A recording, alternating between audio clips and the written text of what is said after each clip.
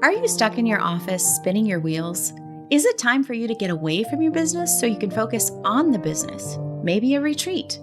I'm Katie Horner of the For Your Success podcast, and though my husband and I started out in full-time ministry, living well below the poverty line, our six-figure business now gives us ministry opportunities that far outweigh the ones we had in full-time ministry. Join me and my husband Tap on April 30th at the Get Out of the Boat Christian Business Virtual Retreat to recharge your batteries, and let us show you how fun it can be to walk out your faith in your business with joy and confidence, because doing the business that God created you to do can be your best worship. The Get Out of the Boat Christian Business Retreat is April 30th from 11 a.m. to 7 p.m., and you can attend from anywhere online. We can't wait to see you there. You can get all the info and register for your ticket right now at getoutoftheboat.com. Hey, come take a walk with me, not like you used to do. Do something different and put yourself in other people's shoes. Open up your mind and open up your eyes and change your direction, change your perspective. Welcome into Other People's Shoes. As you know, I am your host, Neil Matthews. Thank you so much for joining us today. I hope you brought your passport. I told you guys to get it ready. I hope you had it ready. I hope you're ready to get it stamped, as we are now again international. I love it when the show gets to go international, because I just think, man, how great is it that we can travel wherever we want to go in our mind and in our imagination. But help me welcome in our guest today, all the way from Campeche, Mexico. We are all the way down. Now, if you're not sure where that is, that's okay. I'm going to help you geographically. We're almost near Cancun. We should probably just, like, when we're done, zip over to Cancun real quick and then fly home. That might happen. Just be aware. But help me welcome her in. She is an amazing woman. In fact, you've been hearing about her all month long, and you didn't even know it. And in fact, if you're not sure who she is, let me help you get out of this boat that we're in. Maybe that'll give you a little bit of a hint. But help me welcome her in. Best-selling book, Faith Like Flamingos. And I don't know about anybody else. When I see a flamingo, a couple things come to mind. One, they're pink, and why are they pink? And we're going to maybe dig into that a little bit.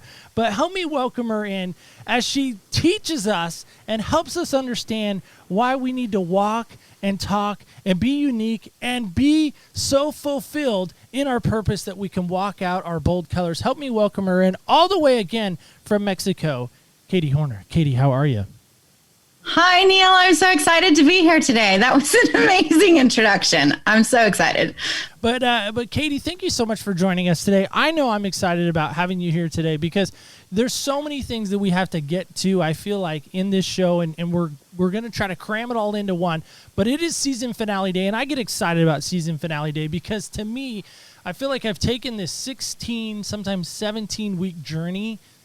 But I'm also excited about next week, because next week we're going to turn a page. But before we can turn that page, we got to close out this chapter. And what an amazing way to close out a chapter with such as an individual like you. And I'm excited to sit with you today. So help me out, though, before we go too far into your stuff and your story and what's going on there. We gotta answer this most important question. I know you've been on a number of shows. You've probably been interviewed by thousands upon thousands of people. I mean, CNN's probably knocking at your door, Fox News, who knows, all those guys, right? Because you're so important, right? Well, we all like to think that, don't we? Okay, right. In some respects, right. But help me with this one. Katie, I guarantee no interviewers probably ever asked you this one. You ready? Go for it. All right. What style of shoe do you like to wear? Flip-flops. Oh, you didn't even pause. You didn't let me ponder depending on what outfit I have on. Am I wearing pink or purple? No, absolutely. Tropical Mexico, it is flip-flop wear all year long here, and get to show off my painted toes, so that's an added plus, right? What is the average temperature down there in Mexico where you guys are? It stays above 90 degrees about 10 months out of the year. And the other 2 months is what? You might get down to 65 at night if you're lucky. That sounds pretty heartbreaking. If we were to take that, I know I said at the onset, this imaginary plane ride, but if we were to come down, my wife and I, my daughter, we could zip over to Cancun really quick, right? And then come see you and your guy, right? Just really fast. And then we could spend the day with you. What would you take us around and what would we do together? Well, Cancun is actually about a 5-hour drive by land. So we are a little bit further down the coast from Cancun into the bottom of the Gulf of Mexico there, but still by the ocean. We have about a 3-mile boardwalk right along the water in our town, a mile from our house. Our area is very historic. So you're going to see one of the oldest walled cities in Mexico. You're going to see one of the first Catholic churches on the continent in our town. You're going to see some Mayan ruins about an hour and a half away from us. You're going to see some old hacienda ruins from the Henneken years in the 1800s, just tons and tons and tons of American or of European history primarily, and the Mayan Native Indian history. So it's a very rich cultural area, and we just absolutely love it here. Yeah, I would imagine I would love those temperatures. Now, tell me just really quick, the food situation, because I am kind of a foodie. Most folks are. Give me just like, what are we eating really fast, if you can tell us that. So, yeah, if you check out my Instagram feed, I post some pictures every now and then. But one of the main cultural dishes of the Campeche area is something called pan de cazón, which means the bread of the shark fish. And cazón is a small fish, so a juvenile fish. It's not got a super fishy taste. And they boil it and shred the meat. And then they layer it with corn tortillas and beans and fish, and corn tortillas and beans and fish. And it becomes like this little cake. And then they smother the whole thing in a tomato sauce and put a hot pepper on the top. And you eat it just like you would eat a little cake. And it's absolutely fabulous. And that's I'm not a fishy person. I never was. I grew up in the mountains of North Carolina, far from the beach. But I do like, that's one of my favorite dishes here. They also do a lot with the chaya leaf, which we might consider it like a green leafy something in the States. They do a lot of fresh waters and fruit drinks and things. The pineapple with the chaya is one of the favorites around here too. That's fantastic. Yeah, I have only been to Ensenada, Mexico. I've been to Cancun. I have not been to Cancun. I have been to Cabo San Lucas. I've been to Ensenada, Puerto Vallarta, places like that. And so mainly the Baja, kind of California area, Baja area. But I do dream one day of going to Cancun, because it does sound fantastic. So maybe while I'm in Cancun, I'll just take that 5-hour car ride. Hopefully it's somewhat paved, and just visit you guys while you're there. That'd be fun. The roads here are great. They're toll roads. They're well paved and well maintained for the most part. So between here and Merida, Yucatan, and then out to Cancun and down the coast, Belize is a couple hours from us if you go straight across the peninsula. So beautiful areas, the freshwater sinkholes, the coast, the flamingos, of course. It's just great. Well, so let's talk about those flamingos. I always imagine, like, again, we're on this plane together sometimes when I sit with a guest. And so I always try to imagine okay, we're in this plane together. We sit down next to each other. I'm strapping on my seatbelt before we get the AirPods in, or maybe the headphones in, or maybe the book that we're reading, or the course, that you're maybe working on for your next, teaching, or maybe you got some homeschool stuff you're researching, whatever it may be.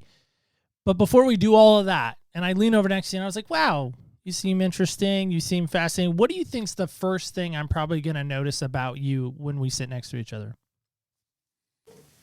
It would probably be the flower in my hair, because that's something that's become part of me, and then overflowed into the branding for our business. But the flower in my hair gets a lot of attention, a lot of stories, a lot of questions, and really that was a story before even the Faith Like Flamingos story, in that the flower was something that the Lord used to teach me my importance and my uniqueness to him, and his delight in that, and how that has spilled over into the ministry and the business that we now have. So, yeah, I was noticing that in some of the stuff, as we were getting ready for today, that you do have the flowers. It is, like you said, it is kind of the signature, or kind of encapsulates who you are, right? And I was thinking, it almost looks Hawaiian. When I first started interacting with you, I was like, oh, is this because she was from Hawaii? Just some Hawaii origins to her, and this is her way to maybe pay tribute to that. But that's not where it's coming from either, right? No. Actually, where it got started is that our first ministry in Mexico, we came to Mexico as missionaries almost 14 years ago, actually 14 years ago this month. And the first ministry we were in was a very conservative, like, don't draw attention to yourself. It takes away from the gospel, like no bright colors, very little jewelry, like the whole bit. Right.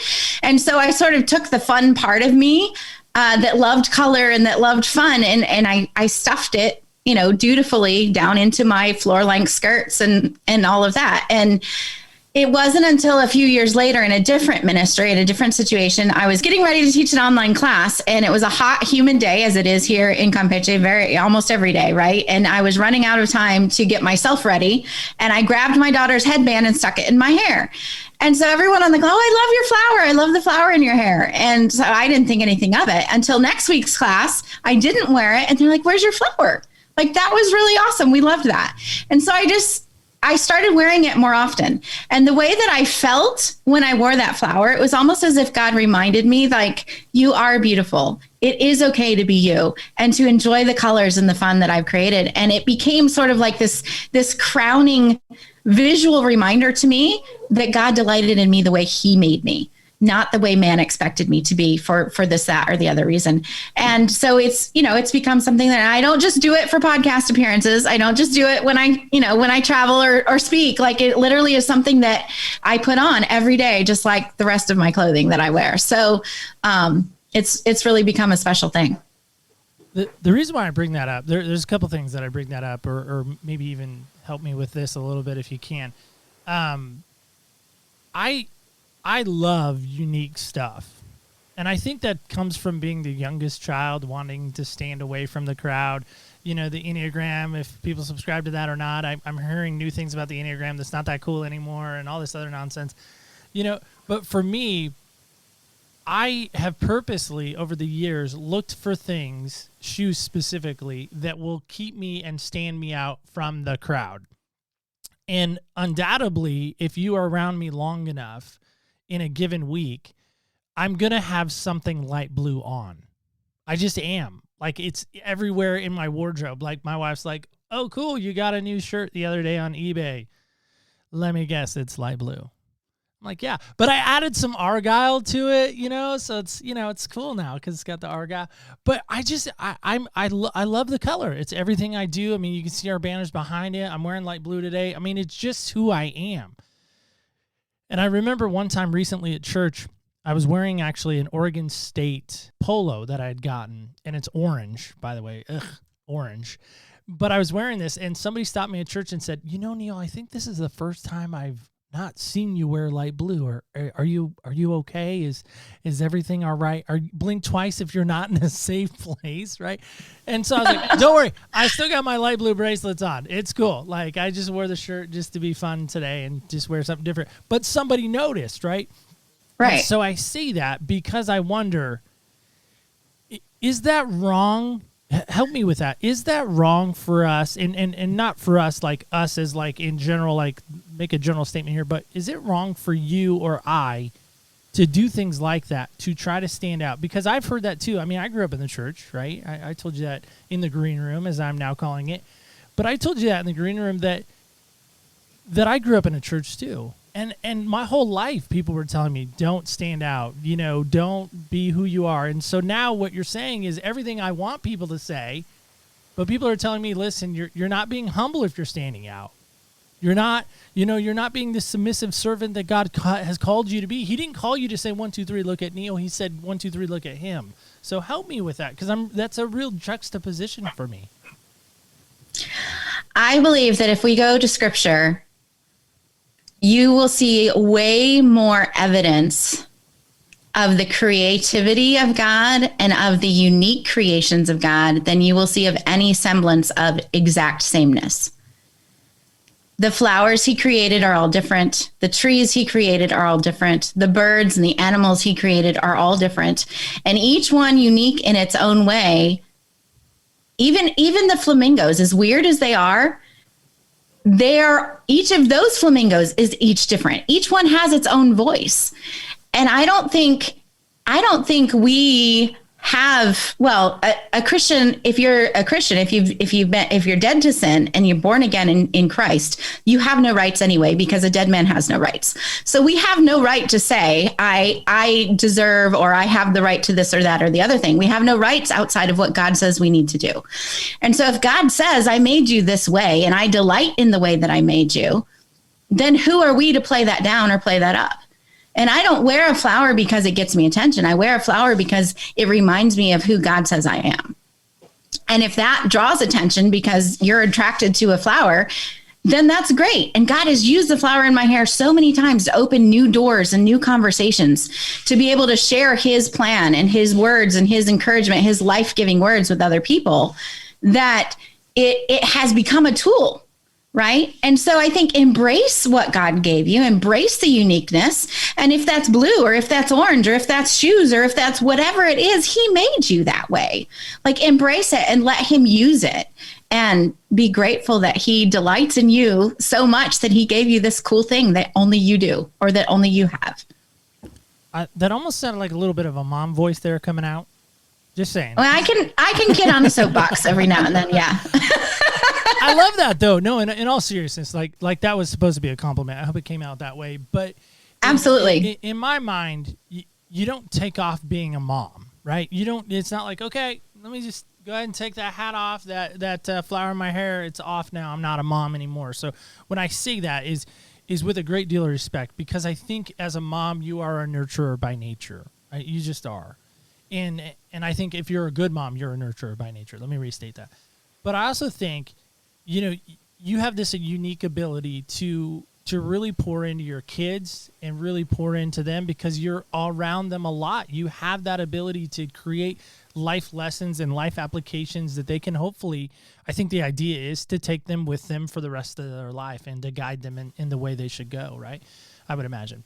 So thank you for that. So speaking of flamingos, I am always fascinated by flamingos. I'll tell you two things I know about flamingos. One, I think they're in Florida, so my friend Amy Watson can help me with this, but I think they're in Florida still. But you told me that they're down in your neck of the woods too, and I know this about flamingos again, that they're in Florida, and that if they eat shrimp or any kind of like sea creature that's in the pink kind of color, they turn pink. That's why they're pink. But you know way more about flamingos than I do. So just really quick, help me with my flamingo knowledge and why it's important for us to maybe know about flamingos right now in this moment. Because people are like, I don't really care about flamingos. If I wanted to, I'd Google it, Neil. But you don't have to Google it now, because Katie's going to tell us. She's going to be Google for us right now. So flamingos are one of the most amazing creations of God. And God often uses the things he created to be lessons for the humans that he loves. And the flamingo, if you look at the flamingo, like my first interaction with a flamingo outside of like a zoo situation was when we took the family a couple of years ago to go see them in the wild here in the state of Campeche, Mexico. And so they come through, they migrate from place to place, but one of the places that they stay in the winter is in our area. And so we took the kids and we had to take a boat way out through the ocean into the river, and go up the river a little bit. And it's very shallow water. And so we turn the corner here and we come into this expanse, and all you can see is like blue water and green trees.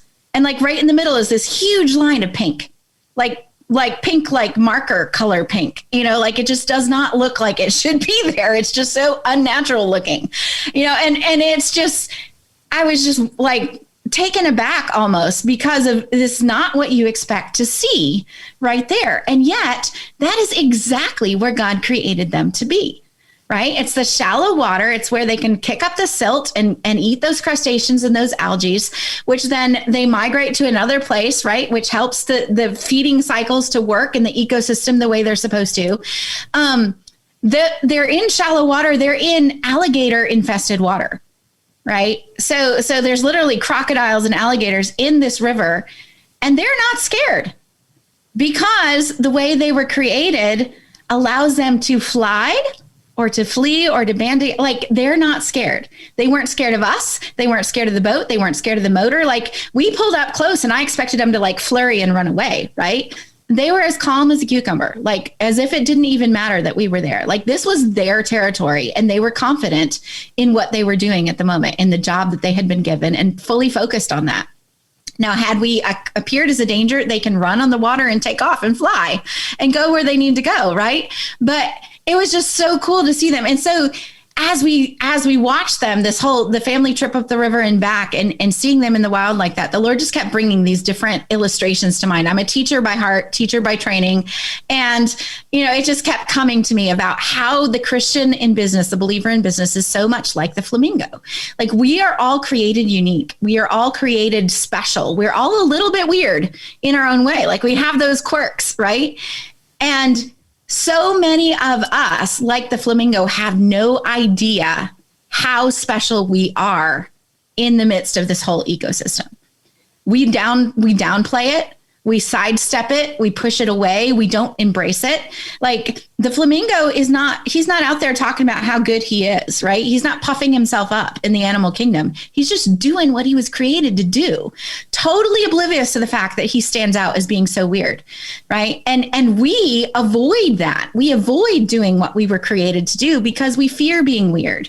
And there is no fear in doing what you were created to do to honor your Savior. And so that was the basis of the book, is just all of those life lessons that just the Lord just kept bringing up in how we need to embrace the unique way that God created us, embrace the color, embrace the quirks, and realize that this is on purpose, that there's a plan for this, and that God wants to use us in the marketplace, not in spite of our faith, but because of it. And so, yeah, flamingos are awesome. And I think it's a great example of how we can walk out our faith in the world. You mentioned the book, so help us. What is the title of the book? I know we're going to have it on our website, Books That I Love, and so if you're wondering about where to get that, we're going to have a little link for you there. But tell us, like, really quick, title of the book, and then is that really where it all kind of genocide? I don't know what I'm trying to say. Is that all where it started from? There we go. That's what I'm trying to say. So, the title is Faith Like Flamingos: The Christian Business Guide to Walking Out Your Faith in Bold Color. And it's set up to be a series of 25 daily devotionals. So a short read, 5 minutes or less, that will give you a life lesson for business from God's word, something to think about and mull on, and essentially let the Holy Spirit work in your heart to make you a better business owner for the glory of God. And this, it wasn't the beginning of our business. This just happened a couple of years ago. But from that, now we are able to do, we've had classes where we're teaching business from God's perspective. And it's called Doing Business God's Way, a free masterclass that we do a couple times a year. We're doing the Get Out of the Boat Christian business retreat coming up at April 30th. I think I've heard about that. I'm not sure where, but yeah. Maybe we can talk about that if we have time. I don't know. We'll have time, but yeah. So all of that is sprung from this, and then the other things that we offer, but essentially equipping believers in business to embrace their faith in their business, not in a cheesy, obnoxious way, but in a way that is confident in who God made you to be and how He wants you to serve His people in the marketplace. Now, you were also telling me, just going back to the flamingos for a second, that's fantastic, that all this coming from a flamingo trip that you had no idea about, but God's like, you know what, Katie, I'm going to give you something on this trip, my daughter, my beloved child. I'm going to give you something on this. Just be ready. Have the notepad ready. And you're like, okay, I don't know why I'm packing a notepad, but I'm going to have it ready because I know He's going to speak to me. That's fantastic. But going back to the flamingos, you were telling me, again, in the green room pre-show, whatever you want to call it, that the flamingos eat it, like I was saying, and it turns them pink. But what else does it turn pink? This was fascinating to me. It kind of blew my mind a little bit on that. Yeah, so flamingos are not just pink on the outside. They're actually devoid of color when they're first born. So they're white or grayish. And then as they mature and they start eating the more adult meal, not the regurgitated milk and the other things, the crustaceans, the color from the shrimps and the algae and things they eat turn them pink. But it's not just on the outside. Like their skin is pink. Their flesh is pink, their milk is pink, their blood is pink, like everything about them is the color of what they eat. And, the lesson for us as believers in business is that if you're a believer, you're not just a believer on the outside. This is not something we put on to go to church on Sunday. we are if we're walking in faith, we are to walk that out in every area of our business and everything that we do on the inside and the outside. You can't separate the yellow from the egg yolk. You shouldn't be able to separate the faith from the believer either. So greatest challenge for you in business would be what? I always thought my greatest challenge in business was marketing, because I didn't plan to be a business owner. I planned to be a missionary. I planned to be, teaching or training people in the word in another country ever since I was in junior high and high school. I knew that I could get into some countries as a teacher that I couldn't get into as a minister or, a preacher kind of thing. And so I trained to be a teacher. I never dreamed I would have a business.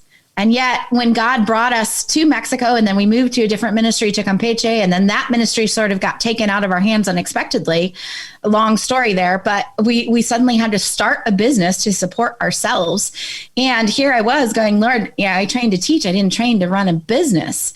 And we had to learn it all ourselves. We had to learn the marketing, and we had to learn the finances, and we had to learn the HTML for the websites. We had, all of that. And so, even in that, though, even though that was a big struggle, it was something that the Lord used to grow us and to grow our dependency on him and to be in tune with what he wanted us to do next, right? It taught us that continual evaluation of what are we doing? What is working? What's the next hole we need to fill? Lord, who are you leading us to? Do I need to learn that? Do I need to hire that? Where do I go next to take this next step?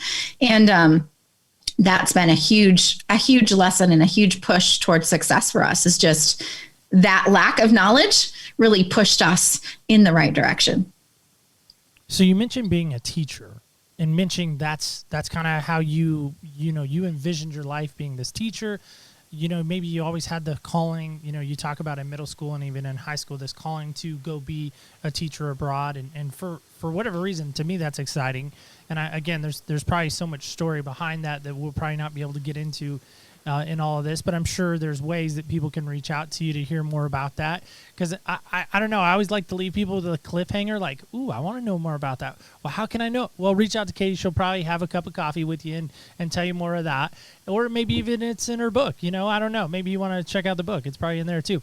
But my point that I'm trying to get to, I guess, is as a teacher, I've always heard it said, as a teacher, you never stop learning. Because the idea is you're going to learn something and then pass that along. You're not going to hold on to that. And I think of the show like Hoarders, which is a terrible show, but people just hold on to stuff and they hold on to it and hold on to it. And, they never really get rid of stuff. But for a teacher, you want to hold on to something long enough to learn it, understand it, and then pass it along. So for me, what's one lesson right now that you're learning that you're like, man, I didn't want to learn this. I don't want to learn this right now at all, but I know I'm learning this for a reason. Do you have something like that? Yeah. 2 years ago, I would have said, I'm learning the lesson that money is a tool, not a value statement. And I think we're finally getting a hold of that lesson and moving into the fact that time is a tool. I am not the victim of a schedule. I don't get the leftovers of time. Time is a tool that we have. There is no time in eternity. God is the same yesterday, today, forever, right? He's the eternal God, no beginning, no ending. And so there's no time in eternity. Time is an earthly thing. And I have been given dominion over all of the things on earth, including time. And so I get to tell my time what I'm going to do with it. And it becomes a tool that way for me. I get to decide how it's going to be used. And that is a lesson that I'm learning and trying to dominate as I use the tool of time to learn things like Facebook and Google ads for my business at the moment. How do you manage it all? You talk about time, you talk about money, you talk about, because again, I'm thinking of, growing up in a church, we had the missionaries come through all the time. I was part of a denomination called the Christian Missionary Alliance. We'd have Great Commission funds that we would help, support worldwide missions through the Great Commission Fund, Christian Missionary Alliance affiliation there.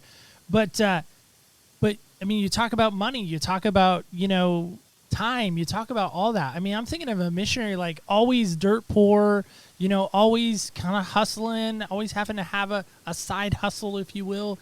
But what do you think the greatest challenge that you and your family are facing in Mexico? What would that be? One of the biggest challenges that foreign missionaries are facing overseas right now, I believe, is the whole American idea. A lot of third world countries. Hold on 1 second. What is the American idea in your mind? I'm going to jump in on that one. I just want to make sure.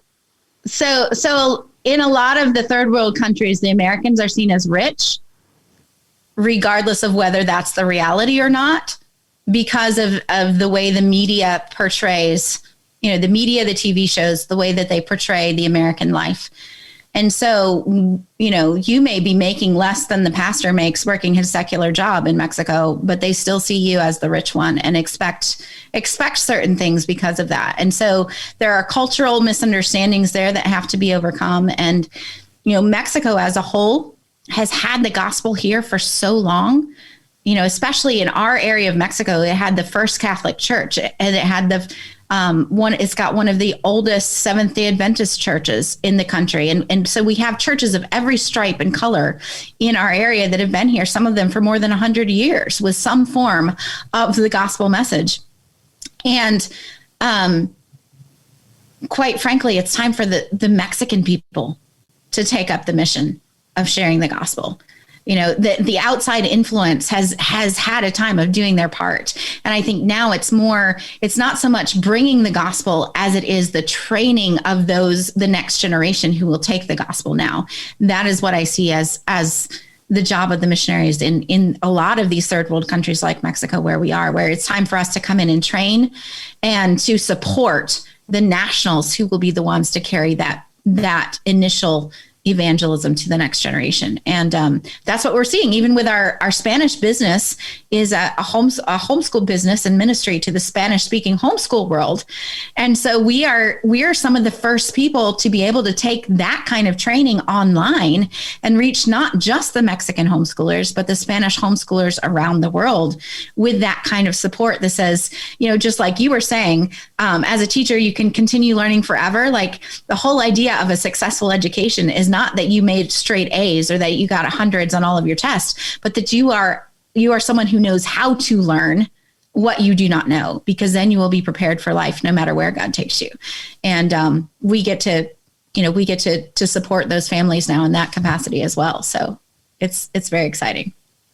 So as a mom, as a teacher, as a wife, I would imagine, and the creative person that you are, there's some emotions that come with you and that are wired into your DNA. Am I wrong in that assessment?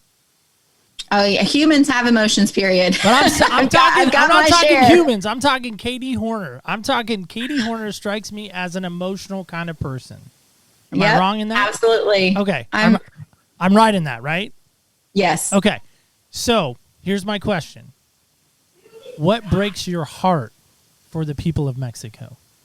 It breaks my heart to see them blindly accepting what they're told to believe without the courage or the know-how to study things out for themselves. Because we are all in danger when we blindly accept anything as truth without comparing it to God's word for truth. And there's a lot of things in the Mexican culture in general that have taught their people to just do as you're told and don't question and don't ask and don't, there's being different is, well, I mean, in any culture, really, being different is not encouraged in most cases, right? Like we want our kids to go to school and we want everyone to get the same grades and earn the same prizes and, all of this. And yet suddenly the minute they graduate, we expect them to excel to the point they can get a job nobody else could get. Like it's this clashing ideology of we want you to be the same as everybody else. And now you graduate, we want you to be different and stand out. And I think that's harming people when we try to teach them to accept without questioning and searching for truth. Our children, the next generation of world leaders need to be capacitated. They need to be equipped to search for truth and have that discernment to be able to have the courage to stand up for what they believe, to know why they believe it, and to be able to defend that logically and, based on the truth of God's word. And I think we're falling short of that, not just in my culture here in Mexico, but around the world. Believers need to do more of equipping the next generation to defend the faith and to discern and to know the truth, because that is what will set you free and keep you free. That was beautiful. And I feel your passion in that. I really do, because so here's where I'm at. And I know we're in your flip-flops. We're not in my amazing, Jordan shoes behind me or the Vans, whichever I put on today. I don't know. I haven't decided yet. I'm still kind of on the fence, like, oh, which shoes should I wear today? But when I hear you talk, and I hear you talking about future generations, I don't know. Again, kid in the church, I'm thinking of that For Him song, Future Generations. Like, that was on the radio the other day, and I couldn't get out of my car until that song finished. I just couldn't. And every time I just get a little emotional every time I hear that song, because it's talking about who's going to be the future generations, who will be the light for future generations. If you're not a For Him song, go listen to that. It's a little 90s, so it's got some 90s element to it. I'm just going to put that out there. But in that, what it reminds me of also, paralleling this, is the baton that was passed to you. Somebody said to Katie somewhere along the way in that journey, Katie, you were empowered to go do this. Here's the baton. Go run with it. And here you are now, leading your family with your husband, co-leading it. And you're trying to teach your kids to step out, I would imagine, as a homeschool mom, right? You're empowering them to do that. Like, you can do what I can do. I'm nothing special either, but you can do this too. Watch what I'm doing and then come join me in that, because I'm listening to the Father, not your father, but the Heavenly Father. So go do what I'm doing. And to me, there's something powerful about that. But I'm going to ask you a question that could maybe push some buttons on some people who are hearing it. But as a mom and as a wife, do you think your kids are ever in any way envious when they go? I don't know if you ever get furloughed and get to go back to the States to visit your other family, your home family. Do they ever get envious and like, Mom, why can't we just live in the United States? Why can't we just be, whatever? Why can't we just have, I'm just hearing some noise. Not that kids are noisy, but do you ever run into that with your kids? Oh yeah, we do all the time. I mean, our kids right now are ages 7 to 15, and they miss cousin time, and they see pictures of the things that cousins get to do, and of course the grandparent time and stuff like that. And when we go back, we're always on vacation, so they don't really know what it's like to live in the United States. They only know what it's like to vacation in the United States. And if we could all vacation for the rest of our lives, we'd all love that, right? So yes, there is a lot of that, but there's also balancing that with look at what God has chosen for you to enjoy and the experiences that you get. Your cousins in the States are not growing up with the ocean next door. They're not growing up with the rich history of these archaeological digs and the Mayan ruins and the castles and the fortresses that we get to go. And like, they're in our backyard. We can go picnic there any day we want, They're not experiencing the nature of the jungle and the sinkhole freshwater cenotes, and all of these cool things that we get to do.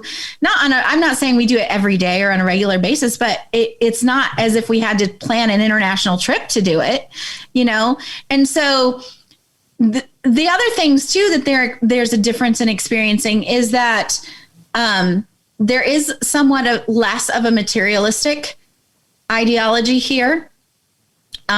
You're not, while it is expected that you dress your best when you go out, your best doesn't have to be a certain brand name, and it's not, there's just certain expectations that aren't there in this culture where we've chosen to raise our children. And the time factor, people are more important than your schedule. And that is sadly not the case most of the times when we visit the States. The almighty schedule, I've got to see if I've got time for you. If somebody drops by, it doesn't matter what you've got going on. Everything stops to take care of that person until they leave, and then you carry on with your day, and so it's just a whole different mindset, and the things that they're getting to experience, and the things that they wish they had. And then you've also got the perspective of, I did grow up as a child in the United States, and so I can share with them stories from my past that, what, you're feeling lonely right now, I felt that too, even though I was in the United States as a child. And this is not a country issue as much as it is a maturity issue, and that God is growing something in you that he's going to be using in your future. And so let's reframe it. Let's look at the positive side. What is God teaching you? What could you learn from this? How can we make the most of it? Because we know that God does all things for our good and his glory in the end. The reason why I bring that up is because I think it has great parallel to what you're doing, this event that's going to be taking place on April 30th, right? This great event which, by the way, if you don't know about this event, you haven't really been following me on social media, which I don't know why you're not. So right now, you can go over right now, check out what we've been talking about all month long, OPS Podcast Show under Instagram, Facebook, and the Twitter. But if you go over there, you're going to see just an onslaught throughout the month, this whole month, that we've been talking about this amazing event that Katie and her husband are putting on called Get Out of the Boat. But what it made me think about, Katie, and we're going to get to that in just a second because I want to give you some time to talk about that and then share with our audience something cool that you're doing, which I'm really excited about. So put a pin in it, just hold on. But when I'm thinking about, when I'm hearing you talk about your kids and them, looking at the United States and kind of maybe having some envy, some jealousy perhaps, I don't know, maybe I'm projecting, but I'm looking at the kids and they're like, man, look at all that they have over there. Look at what's going on over there. I'm thinking about them being the disciples in the boat with Jesus. And by the way, that comes out of Matthew chapter 14, verses 22 through 33, if you want to go read that story. But real quick, verse 29 is really what I want to call everyone's attention to, just to set the scene. The disciples are out on the water, and it's storming. And in that culture, they believe that spirits were in charge of the ocean and the waves and all this stuff. So they're out on the water. We know Jesus walked on the water. People are like, well, did he? Did he not? No, he did. So let me help you with that. But verse 29 specifically, Peter is like, hey, Lord, this is Neil's version. Hey, Lord, if it's you, will you tell me to come out and walk with you? Peter's the first one of the 12, the bold one, the control B. He's underlined. He's like super excited to get out on the water. And Jesus says, come out. And so Peter got out of the boat and walked on water and came towards Jesus. But when he saw the winds and he was afraid, he began to sink and he cried out, Lord, save me. But he still got out of the boat. But what I'm wondering about, how I think it relates to your kids, is you've told your kids, come, get out of the boat. Get out of that fast-paced life of the United States. Get out of that egotistical, that prideful, that, you have to have the name brand. You have to have this. You have to have that. Come and follow me. And they start to sink because they're focused so much on others. They're not focused on what God has for them in that moment. Could you maybe speak to that? I think it's a human thing. It's not necessarily a kid thing or an adult thing or a business owner thing. It's definitely a human thing for sure. Not just your kid thing. It's a human thing. But I think that's important to make the parallel there, that regardless of your age in years, that is an issue that we face. Like, we want to do what God asks us to do. And even with his calling, the calling's not enough. You've got to take the step, right? And so you've also got to, you're the one who's in charge of your perspective. He started sinking when he took his eyes off of God and looked at his surroundings. And we do the same.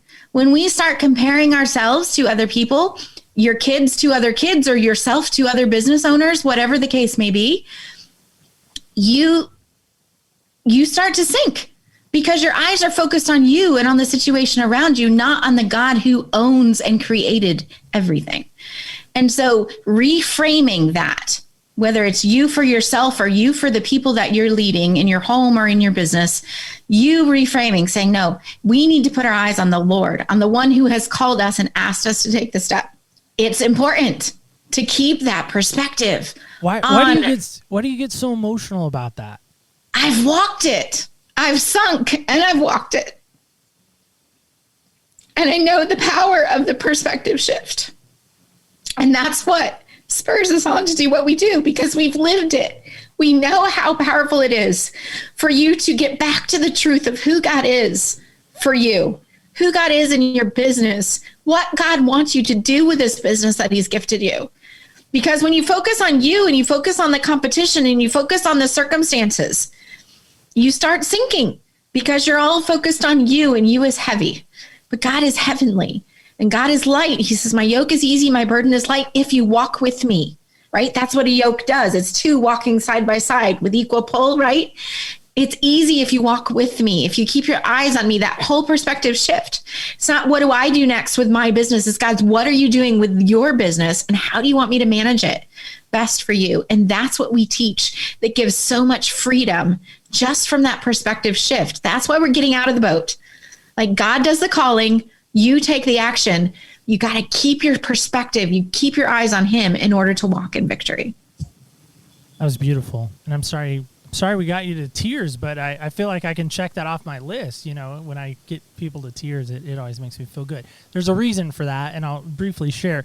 I was in counseling years ago, and a counselor told me, because I struggle with crying, you know, big surprise as a dude, right? We just struggle with our emotions. And he said, you know, when you cry, you actually allow somebody, you trust somebody enough with your tears when you cry. And so that's a sign that someone trusts you enough because they're crying in front of you. And I was like, wow, that's powerful. So obviously you've trusted me enough that you allowed me to have a little of your tears today. But you're doing something awesome for not only for us, but you're doing something for our listeners as well.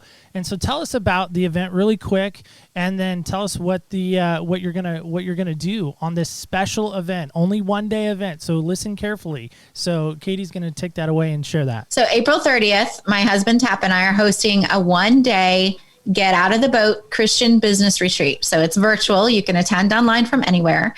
It's going to be from 11 a.m. to 7 p.m. So that's your details. April 30th, 11 a.m. to 7 p.m. ish. And we're going to walk through what it means to do business with God.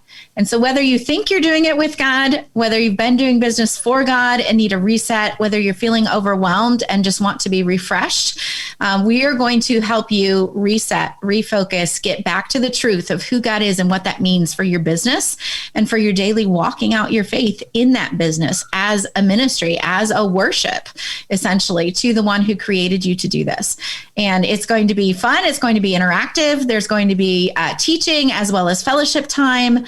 And we're just really, really excited to be able to pour into these believers who are so important in the marketplace, because there are lots of people in the world right now who would never pick up a Bible, never walk in the doors of a church, even if it was open.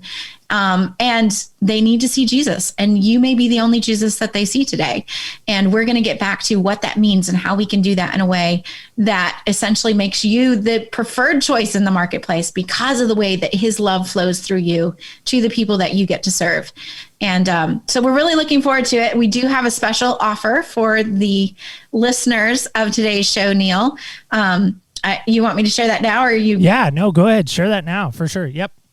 All right. So it's only $14.97 to attend for the day. But because we know that this is coming out, the event is the 30th and we're just a day or two in advance. If you go sign up today, the day that this podcast publishes, you can use the coupon code OPS Shoes to save 50% off of that ticket. So we're going to give you a 50% discount for taking fast action and signing up so we can see you on Friday, April 30th, and really be able to pour into you and bless you in this work that God has gifted you to do. That's awesome. So just to help, so OPS SHOES. So there you go. You got to go sign up today, though. April 28th. It is the 1 day code. It will only work for 1 day. So if you're hearing this outside of April 28th, you've missed it. You've missed the boat. I've always wanted to say that in context. And I feel like I nailed that. So Katie, as we wrap up today, one last question I want to ask you, and then I want to play a game with you, because as a mom and as a homeschool, you got to do interactive stuff, right? So you're not opposed to playing games, I hope, right? No, of course. First. Good. That's awesome. I'm glad we nailed that first. We should have probably nailed that first thing. But you talk about your passion. You talk about pouring into business owners and leaders and entrepreneurs and all that, right? Who was that person that poured into you? There's been a couple, but one that specifically stands out. And I share this in one of our earlier For Your Success podcast episodes too. When we were a couple years into our business, because of the circumstances surrounding needing to start a business to support ourselves in the mission field, like we literally had no support. We had no one believing in us emotionally. We had very little financial support. We literally were starting from scratch and trying to create a way to stay where we knew God wanted us. And as we were growing this business, again, struggling, learning all the things and trying to put it into place while growing a young family in another country, in another language, I had the opportunity to go to an event, a business event in San Diego. And we decided, if we wait till 3 months from now, we might not have the money. So go ahead and do it and get there and let's learn what we can while we got the funds, And so at this event, Pat Flynn was speaking, and Pat Flynn from smartpassiveincome.com. And it was one of the first times he'd ever spoken in public. He's just a couple years younger than me, could be my younger brother, but he was about 10 years ahead of me in business.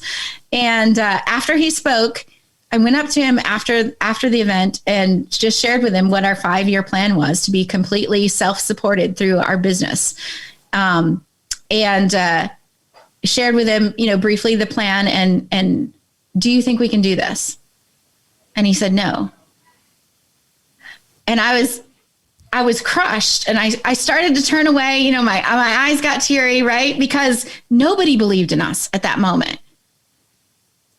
And he leaned in and he said, Katie, I think you can do this in 2 years. And that was all it took. One person believing in us when nobody else did. And we came back from that event, went back to the drawing board with my husband, reworked the plan. And, 2 years to the date from that conversation, we had our first full-time income month. And I've had numerous interactions with Pat since then. I wouldn't say that we're good friends necessarily, but he knows the end of the story. And he knows the impact of that. And he knows that now I get to be the one who speaks life into other people. And when God created the world, he created from his words, right? He spoke things into existence. Words have power both to build up and to destroy. And when you have the chance to speak life into other people, that is a powerful privilege that you have.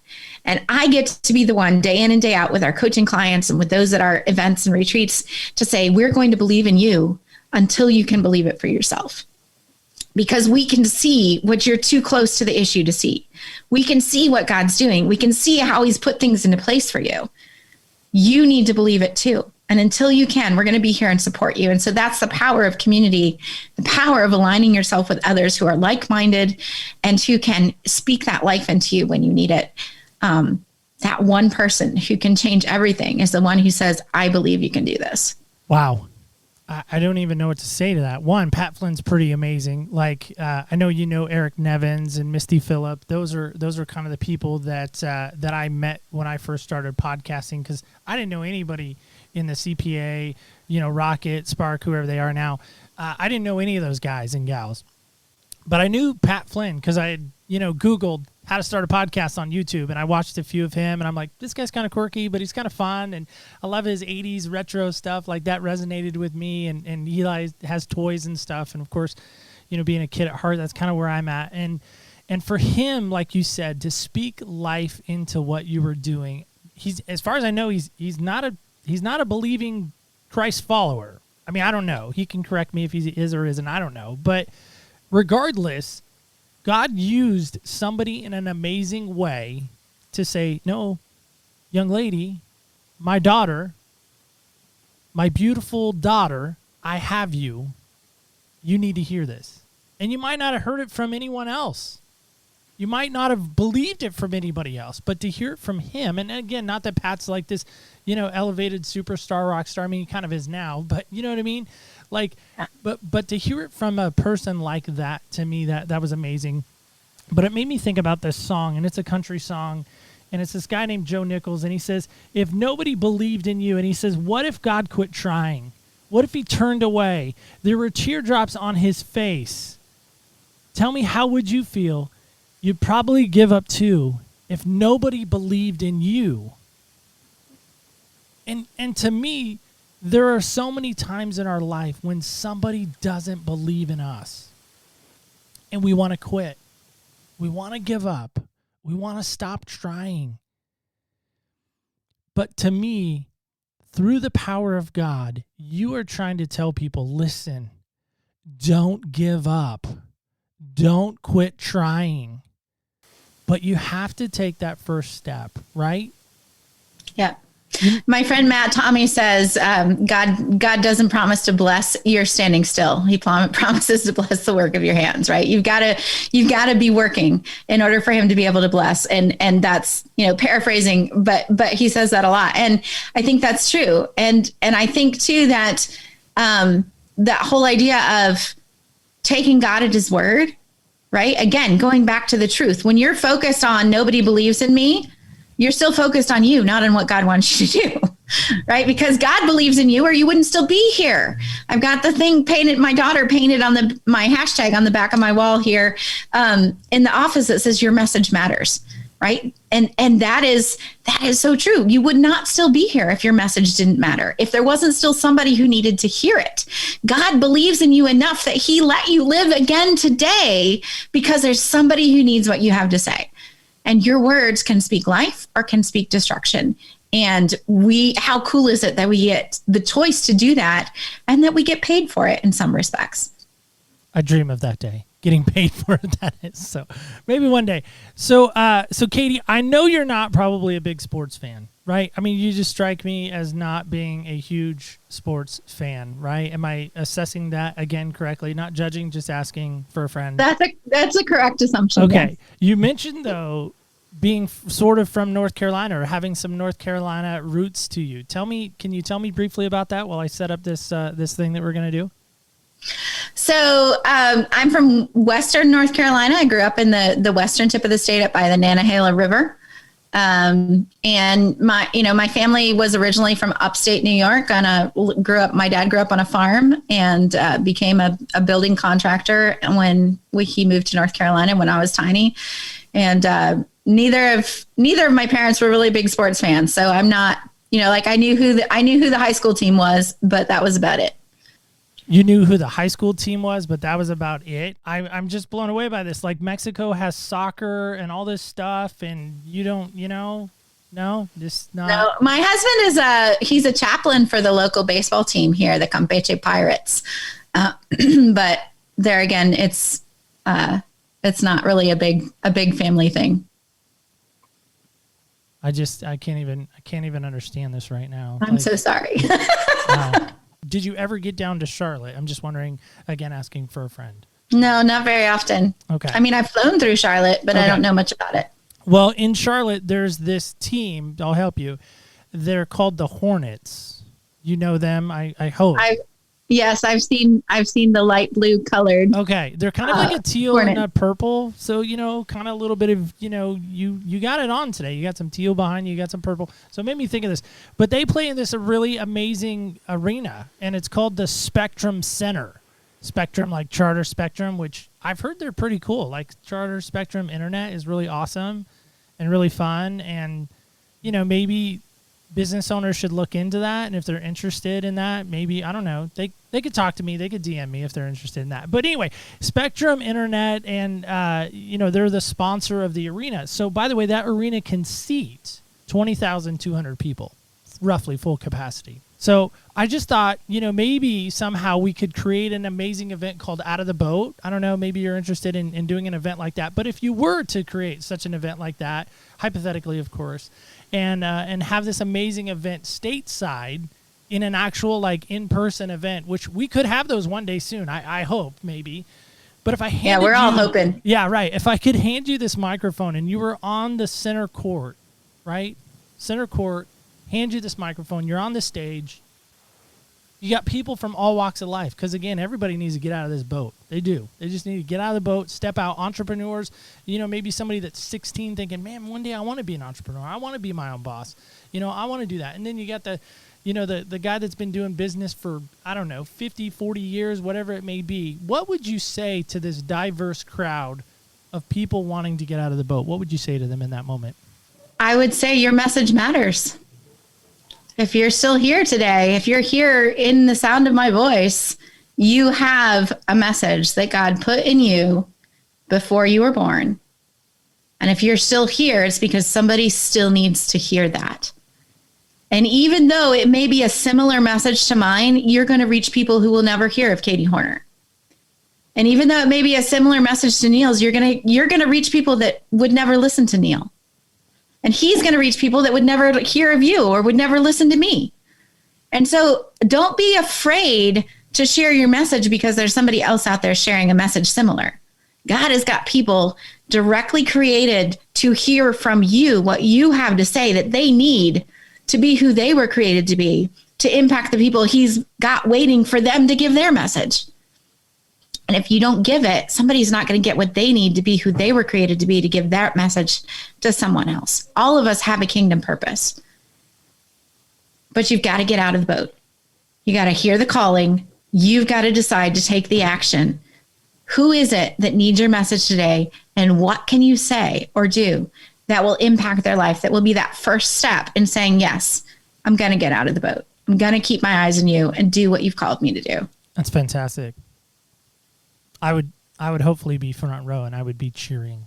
I would be applauding and maybe throwing my hands around like I just don't care.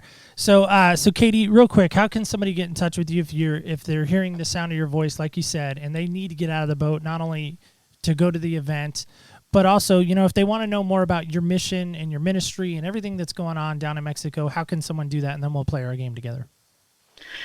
Sure. So getoutoftheboat.com is a great place to start. That's where you can get your tickets with that 50% off coupon if you're signing up on the 28th of April for our April 30th event. Getoutoftheboat.com. There's also links there that will take you over to our blog and our website from there. So that's where I would direct everyone right now. Fantastic. Absolutely. And so, Katie, here's our game. It's called Senseless. Now, as a mom and as a teacher, I'm sure you taught your kids that we have how many senses? 5. Oh, I was really hoping you were going to say 5.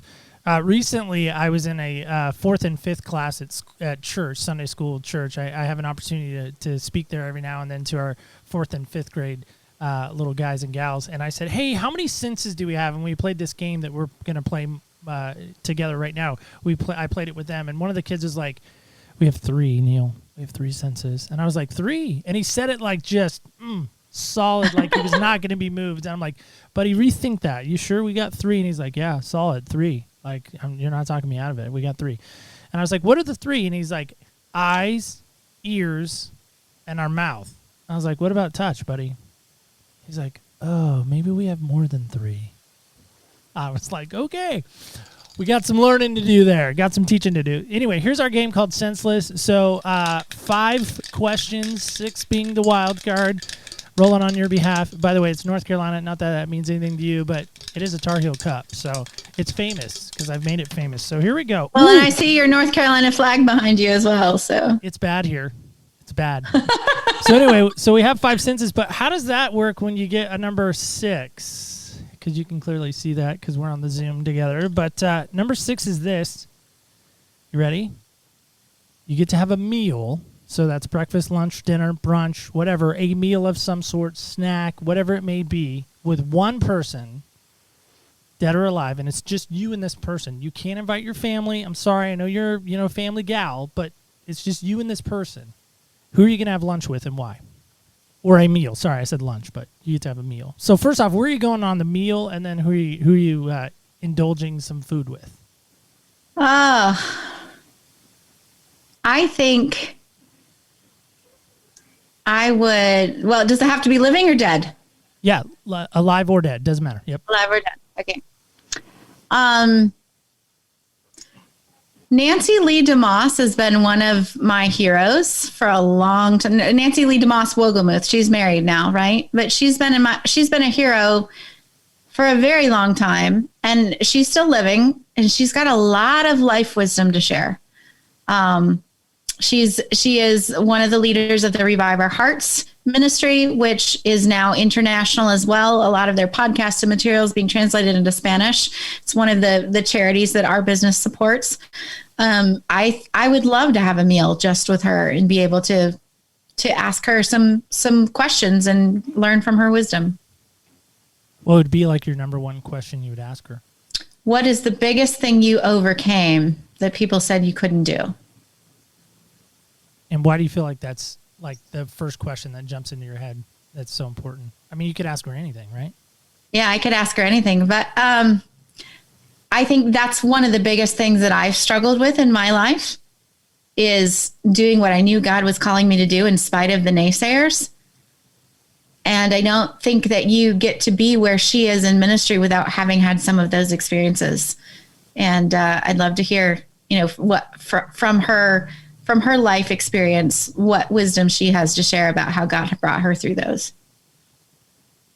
I think that's fantastic. And yeah, that's good. I didn't even know who she was. I had to Google her. I'm like, I don't know. She's one of the first. She wrote the book Lies Women Believe and the Truth That Sets Them Free. One of the first books that really got me living by the truth instead of by the thoughts that bombard me. Gotcha. That's fantastic. Yeah, like I said, I didn't know who she was. I had to Google her, but that's great.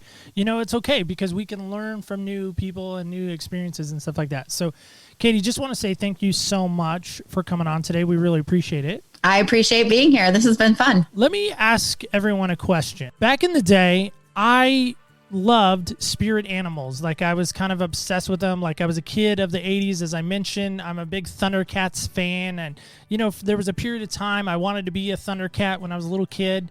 I wanted to just do something awesome. And as I grew up, because, we all grew up, I kind of gravitated away from the Thundercat mentality of wanting to be a cat. And I don't know where it came from, but all of a sudden I became obsessed with penguins. Like if you know me intimately, I have penguin stuff. There's a penguin stuffed animal in the studio. There's penguin, like my mom buys me penguin stuff. It's just kind of one of those things. But after meeting Katie and interacting with her over this last month, I started to discover something unique about penguins that I've always known, but I forgot about. And that's this. The penguin is never going to fly. It's just never going to fly. It's always going to be a swimmer. It's always just going to, it's never going to soar high. It's going to look up at the sky and think, almost maybe with some envy of the other birds that it hangs out with, man, I wish I could soar. I wish I could fly. And you know what's interesting? When I started, again, learning about Katie and this whole flamingo, I thought she was obsessed with them. And she kind of is in a little bit way. But I never knew flamingos could fly. Until I was doing some research for Katie today. And so I almost want to change it. I almost want to think to myself, you know what? Maybe I don't need to be a penguin anymore. Maybe it's time I become a flamingo. And I know that sounds wacky, like really? From a cat to a penguin to a flamingo. Yes, there's been some transition, just like there's transitions in our life. And I want to challenge you on that today is what does your next transition look like? Are you tired of being stuck on the ground, looking around, thinking, man, I'm only going to be a penguin. I'm only going to be able to swim in the water. I'm never really going to be able to soar. And you guys know, if you're around me long enough, that I love North Carolina. And North Carolina is famous for a lot of things, but one thing they are definitely famous for is they're famous for the flight. And for me, I think it's time to fly. I think it's time to stop being stuck where you are and to really spread your wings and fly. And I believe Katie did a great job today of telling us how we can fly. But the question is, are you going to heed her call and step out and fly? Because if you're not, I want to know why. And if you're really stuck in that moment of like, I want to fly, but I just don't know how, she gave you great instructions on how to learn to fly. But the question is, are you going to do it? That's it. Are you going to fly? So let that be a question for you to ponder this next week. I want to thank Katie one more time for coming on. Guys, go be a part of her event. One time only. Special code getting you 50% off. OPS Shoe. So there's two S's there. We Sorry, kind of made it a little confusing, but you got it. I know you got that. Go be a part of that right now. Sign up at getoutoftheboat.com. You will not want to miss this event. Katie is fantastic. You heard her. Go be a part of that right now. Getoutoftheboat.com. You can learn more about that. And guys, just remember this. Guys and gals alike, remember this. Remember, when you walk in other people's shoes, you really do get a different perspective on life. Again, I want to thank you so much for listening and staying tuned in, because next week we're going to change the channel and change the chapter. And we're going to step into a new season. So come back and be a part of that. Season 8, right here next week. Again, remember, when you walk in other people's shoes, you really do get a different perspective on life. Thank you so much for listening, and stay tuned till next week when we walk in other people's shoes.